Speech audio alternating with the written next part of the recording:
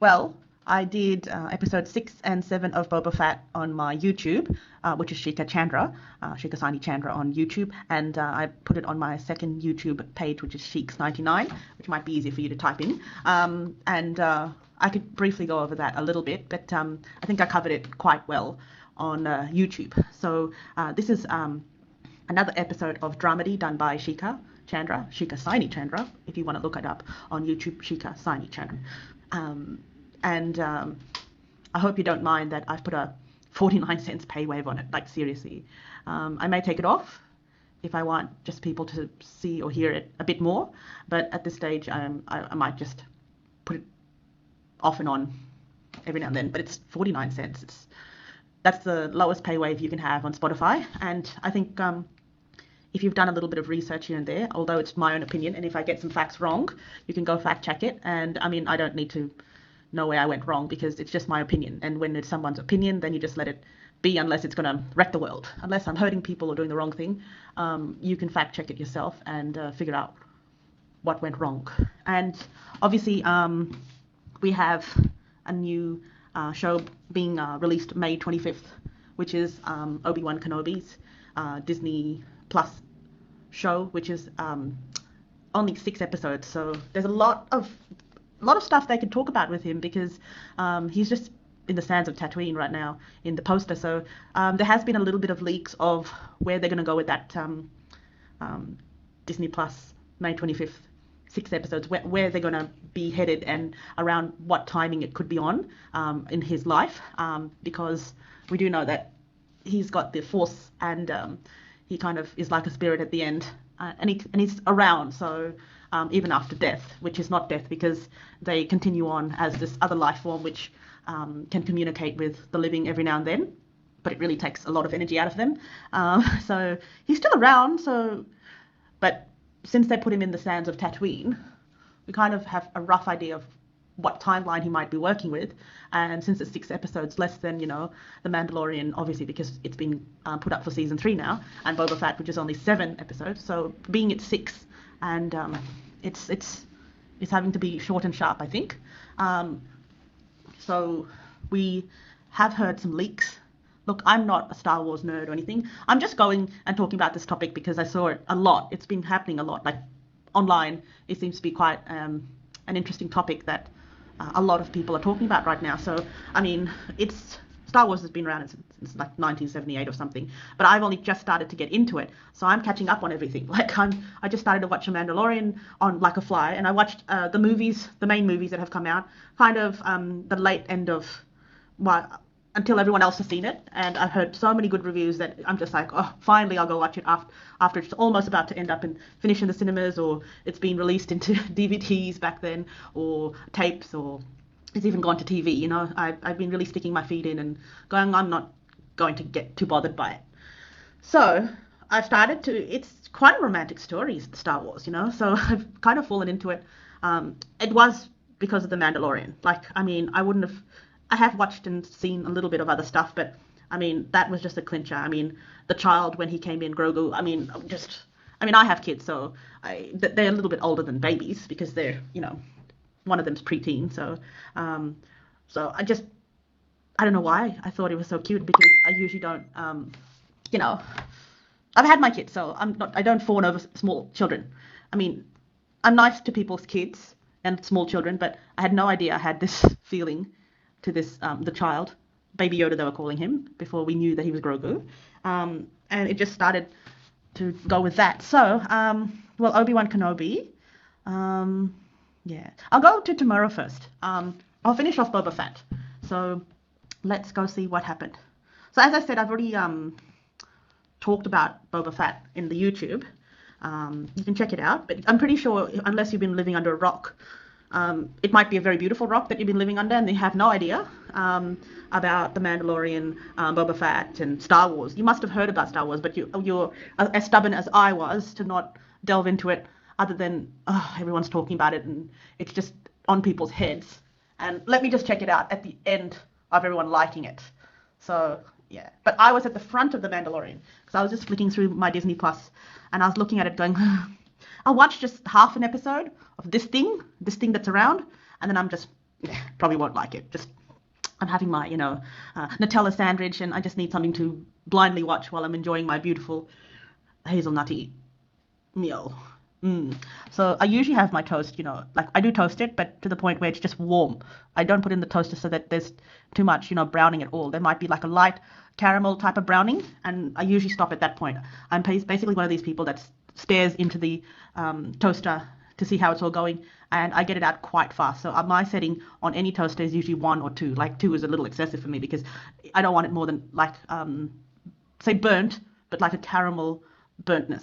So yeah, that's how I got into it. So obviously, Boba Fett is finished now, and it was done by Temurra Morrison, who is of Maori heritage. Maori. I can't say it like they do it. I mean, I'm from Australia, so we take New Zealanders as our beautiful cousins. So our cousin nation, which is New Zealand at Te so Temurra Morrison is a Maori man with Scottish and Irish descent as well. So he got a helmet made by Graham, Mr. G, who made him a beautiful helmet, and it was carved so well that he even put Cade Bane's dent on it, and it had beautiful markings, and it was presented by Graham, Mr. G, on his name is Mr. G on Twitter, so go find him, unless you haven't found him already and you have no idea about this. Again, you probably live under a beautiful rock, and if you've missed it, at least I've brought it to your attention. So he gave what he had carved out of wood on his own to Temurra, and before giving it to him, he started to do haka and chanting, and Temurra, being of Maori descent, he joined in as well, and it was the most beautiful thing to see on Twitter. I don't go on Twitter much. I do have a Twitter handle, MogoSheiks99 is my Twitter. And I don't go on Twitter a lot, although I have 1,145 followers. I don't know how I amassed that really, because I'm not on there much, as I keep saying. So I just found this. I just typed in Boba Fett because obviously the 7th episode has finished a while back, and I was still feeling a little needy. So I typed in Boba Fett.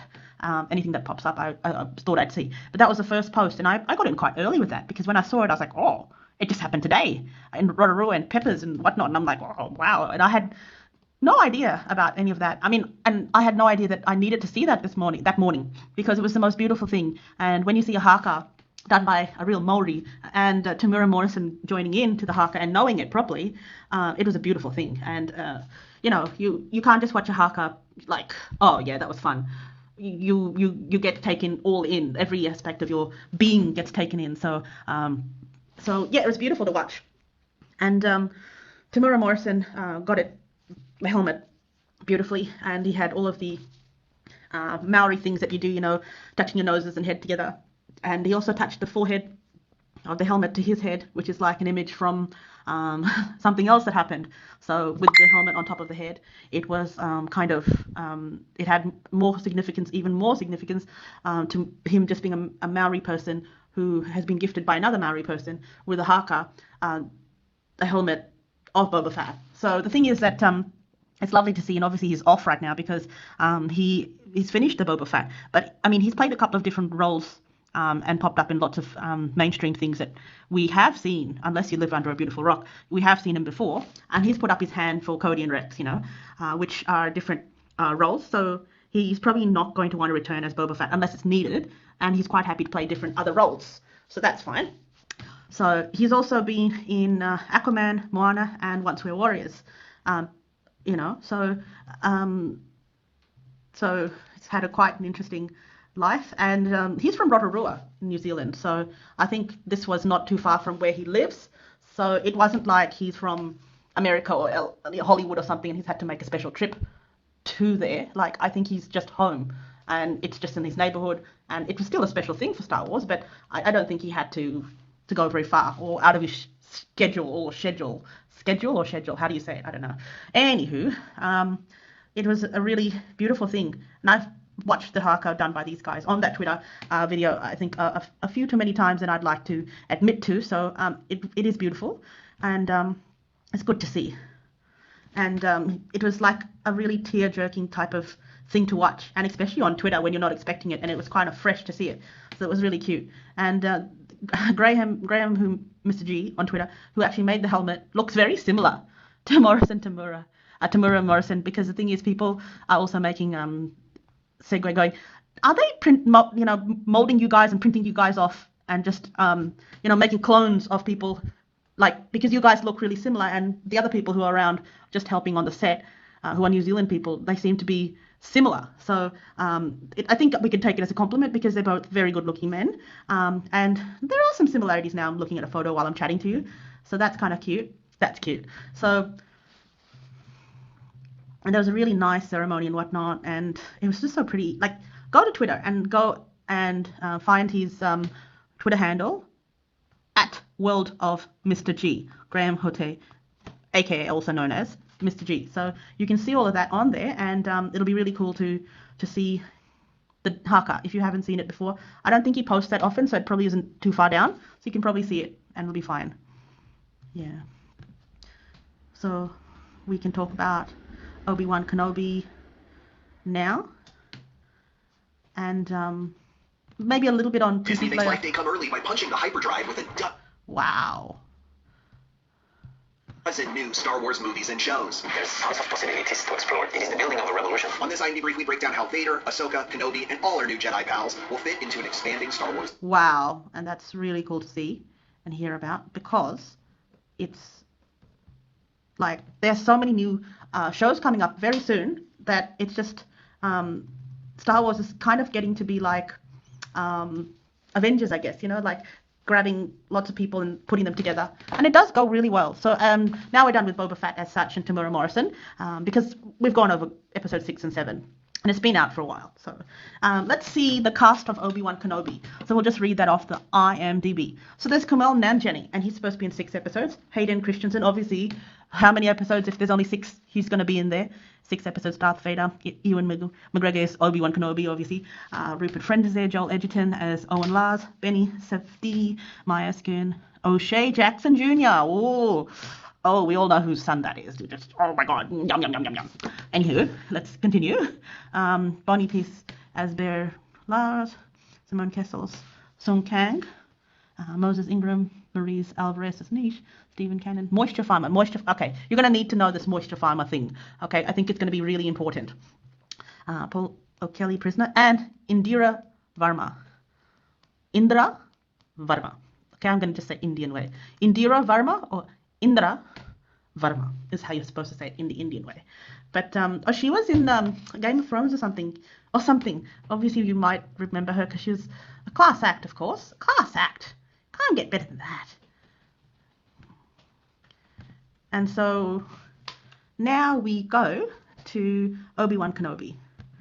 And I will tell you a little bit about him so that we all have some information, because, look, I had not much idea of him before, so I'll just swing past it. So he was, as a young boy, he was found at about age 3 or something.